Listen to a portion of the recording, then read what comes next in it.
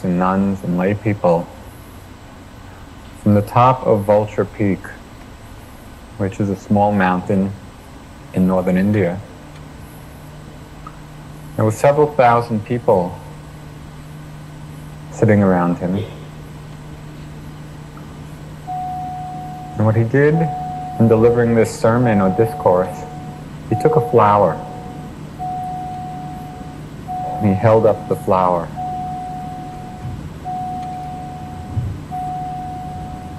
And one monk, don't sink, his name was Mahakassapa, smiled. And the Buddha put down the flower. That was the discourse. What would you make of such a discourse? If someone came in and held up a flower, would you smile? Actually, in the holding up of the flower, if we know how to perceive correctly, don't sink, the whole of the Dharma is revealed. The whole Dharma can be understood in seeing the flower. We can begin to understand how different forms, conditioned by different causes, are endlessly transforming. It's true of the nature of all conditioned existence, all forms. Forms conditioned by causes are endlessly changing. You can see that in the flower. Certain causes condition a certain form, transforming continuously. When we see the flower and we understand the flower, we can understand the nature of beauty, and creativity, and the nature of decay and death. When we understand the flower, we can understand attachment and suffering. When we try to hold on to beauty, when we try to hold on to anything that is in the process of endless transformation, we create conditions for suffering. In seeing the flower, in understanding the flower, we can understand the emptiness of phenomena. That is, what is flower? What is the flower? Is it the petals? Is it the stem? Is it the color? Is it the odor? Actually, flower is an empty phenomena, just like self. So we can understand the emptiness of phenomena. We can also understand what in Zen practice, in that tradition, is called the suchness of things. That is, things just as they are. And looking at the flower, we can appreciate both the emptiness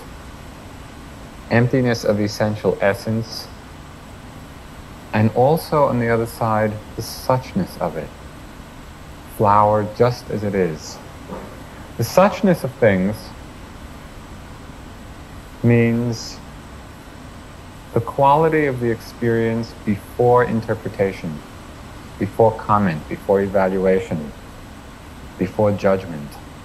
Things just as they are. How can you describe to somebody a color? How can you describe the essence of a taste?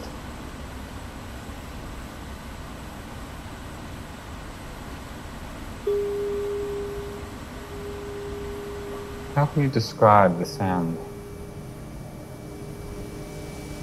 When we're with the suchness of the experience,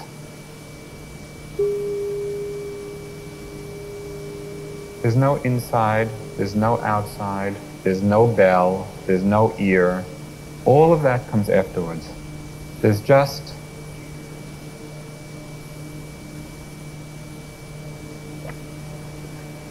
in every moment of experience, the Buddha is holding up the flower. In every thought, in every sensation, in every sound, in every odor, in every taste, in every emotion, in every image. It's no different than the Buddha holding up the flower. The whole of the Dharma is revealed to us in each moment. We can see the beauty and the decay, attachment and suffering, emptiness and suchness.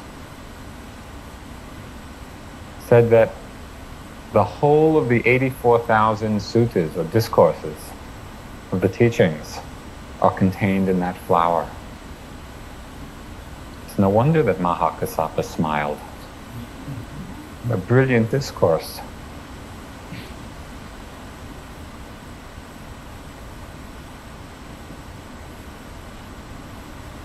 Settling back into the moment, settling back into the experience, into the suchness of each moment is practicing and learning the art of listening. Listening to experience. Listening to sensations, to thoughts, to feelings, to sounds. It's the art of embracing objects, of becoming one with each moment in our experience. There's a story of somebody in the Buddha's time who had been teaching many students, but who knew that he himself had not really penetrated to the essence, to that zero center. And he heard of the Buddha, and he determined to go off and leave the students, go off and get the teachings. So he traveled all the way across India. At that time it took many months to make the journey. Finally he came to the place, the village where the Buddha was staying. And he found out that the Buddha was in the village collecting alms food. And the other monks and nuns and whoever was there said, please stay, and when he comes back, he'll be glad to teach you. This man was very impatient. He said, no, I must get the teachings now. And he went off into the village. He met the Buddha in the street, just carrying the alms bowl full of food, and he said, sir, please teach me. Again, the Buddha said, wait, and we'll go back and have food, and I'll be glad to teach you. This man was totally insistent. He asked a second time, a third time. He said, you may die, I may die before I get the teachings. Please teach me now. Do any of you have that kind of earnestness? It's a model of the possibility of urgency. What to do?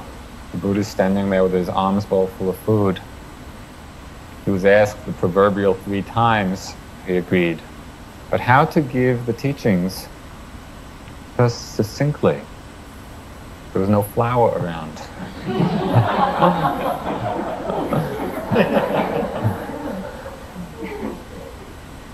And so the Buddha gave him this one short teaching, which sums up in the simplest possible way the most profound aspects of our practice. What he said was, in the scene that is seen with the eyes, there is just what is seen.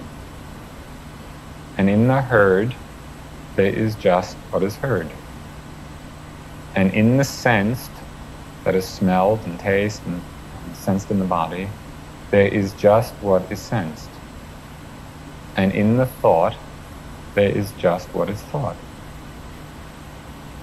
In each moment, there is just what there is. In the seen, just the seen. In the heard, just the heard. In the sensed, just the sensed. In the thought, just the thought. Nothing extra. Everything being exactly what it is, the suchness of each moment. This old man, who was named Bahaya, heard these teachings, and as in all great Buddhist stories, he got enlightened. But there was a PS to it. And that is just after hearing the teachings and really penetrating. The whole Dharma is in that one stanza. Heard the teachings, his mind awakened, opened, and just after that it said that a wild cow came up and gored him and he died. He must have had some premonition, but he had made it, got it. Do you see how simple the practice is? It's coming to an appreciation of the total simplicity of being. It's not complicated and it's not complex. The problem is that our minds have become complicated and our minds have become complex. And what we're practicing is coming back to that level of total simplicity in each moment. The simplicity of being with each moment's experience exactly as it is.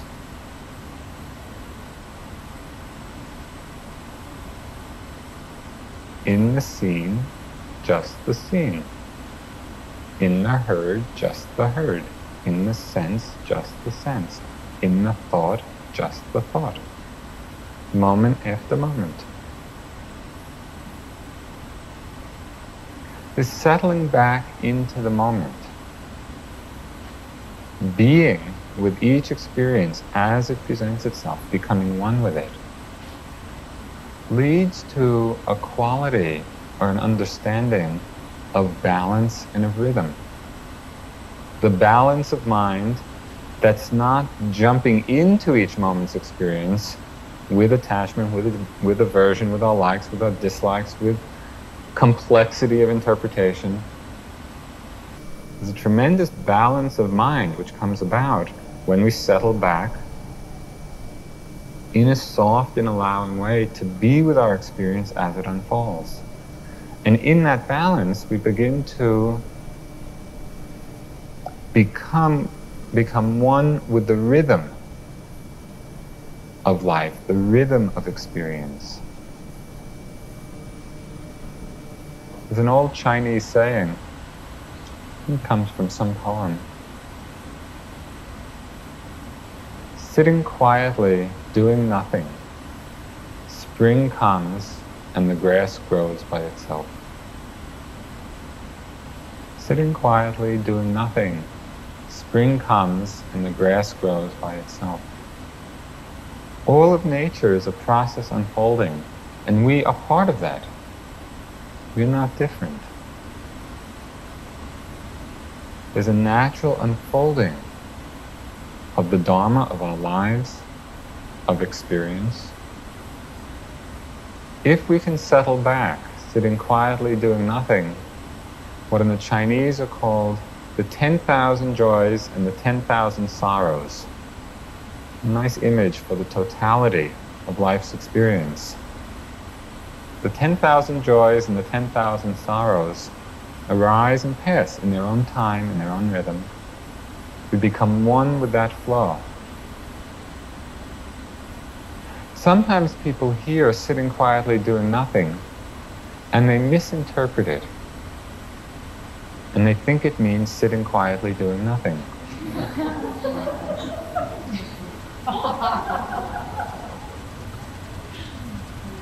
The difference between the two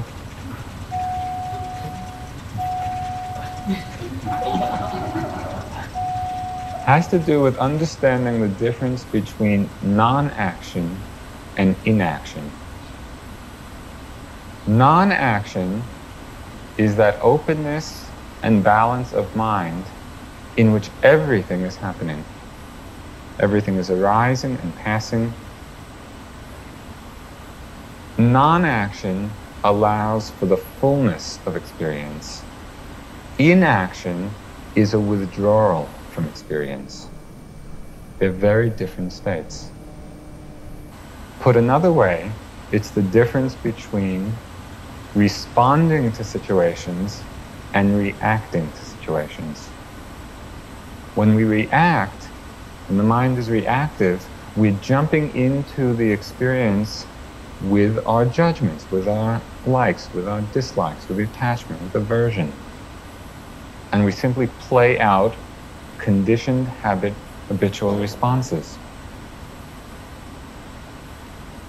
When we're open to the moment, non-action instead of inaction, then the moment arises, and out of that openness comes the natural response. Not a reaction of mind based on our judgments. Judgment in this sense doesn't mean discriminating awareness, because there can be tremendous wisdom in discriminating awareness.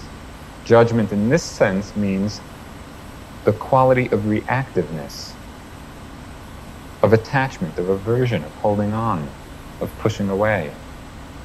That's very different than a situation arising, and out of the situation, out of the openness to it, a natural response emerging.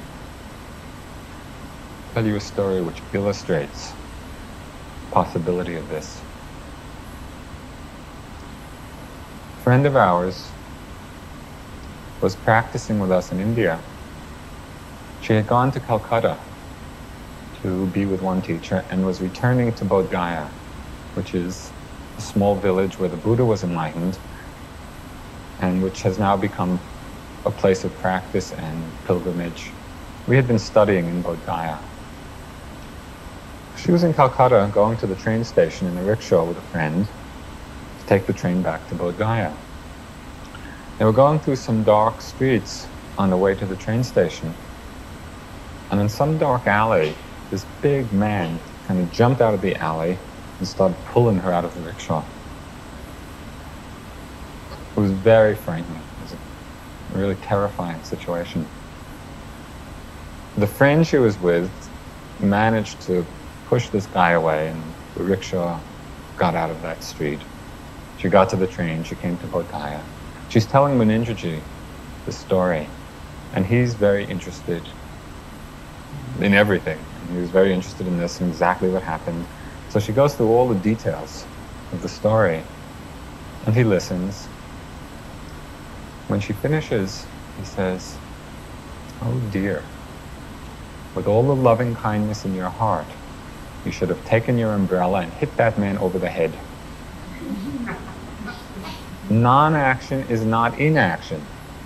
Sometimes the response to situations is to take the umbrella and hit that person over the head with all the loving kindness in your heart. Mostly we forget that part of it. We forget that sense of balance. So when you take your umbrella, watch the place out of which it comes. Right? Is it with anger? Is it with violence? Is it with fear? Is it the appropriate loving response?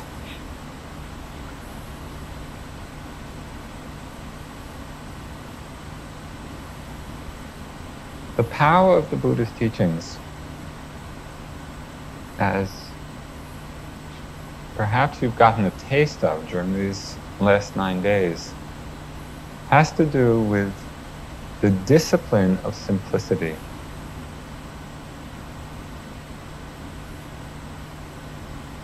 It's coming back to simplicity from the mind of complexity.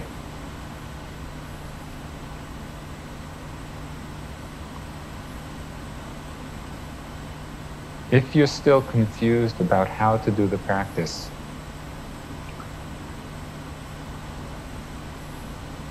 there's a one-line teaching which you can take with you, which explains the whole practice again. If you sit and know that you're sitting, the whole Dharma will be revealed. Sit and know you're sitting. Stand and know you're standing. Walk and know you're walking. The discipline of simplicity. And what could be more simple than lifting, moving, placing? Sort of like a baby, coming back just to the various components of experience. And against the backdrop of that simplicity, the whole mind is revealed. You can see all the projections into past, into future. You can see all the judgments, all the clinging, all the condemning against the reference point of what's simple. There's tremendous power, and it's not only in the context of a retreat. Really what we're practicing here is a way of living. And it's only if, in some way, we're able to carry this quality of awareness, the awareness of simplicity from the retreat setting into our lives outside of the retreat. That's what gives the practice meaning. In a very fundamental way, it's no different when you leave here. There's still the seen and the heard and the sensed and the thought. Same phenomena going on. Coming back to the simplicity of each moment gives tremendous power.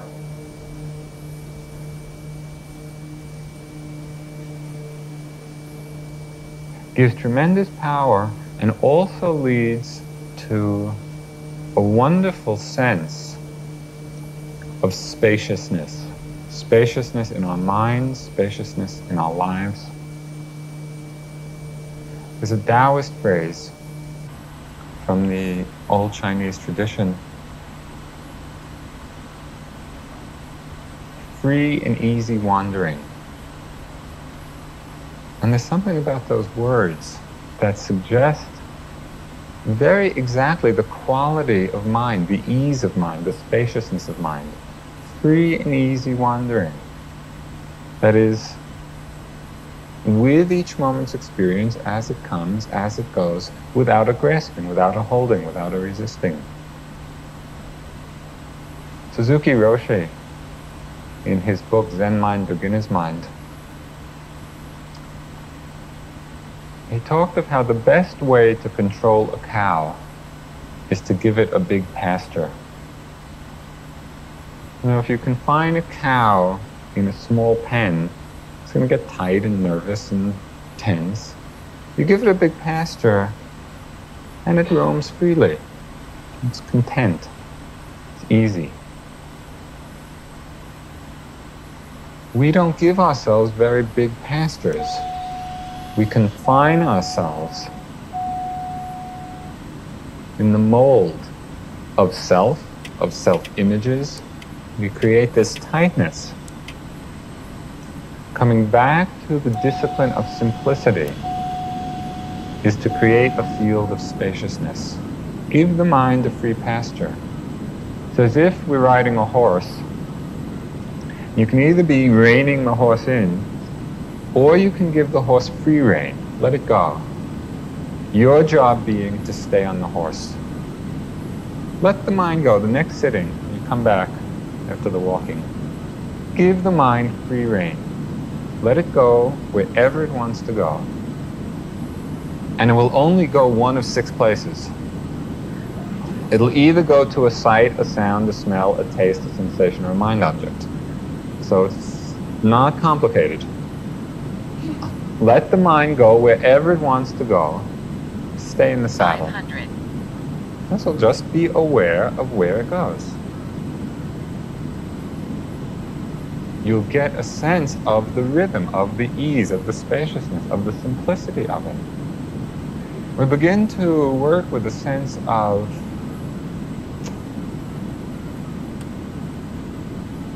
there's a sense of joy, there's a sense of lightness, there's a sense of appreciation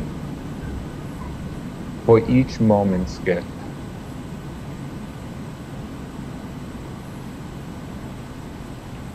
One of the verses from the Tao Te Ching, teachings of Lao Tzu, one of the verses says that when a wise person hears the Tao or the Dharma, they practice diligently. And when an average person hears the Tao, they waver. And when a foolish person hears the Tao, they laugh. And if such a one did not laugh, the Tao would not be the Tao.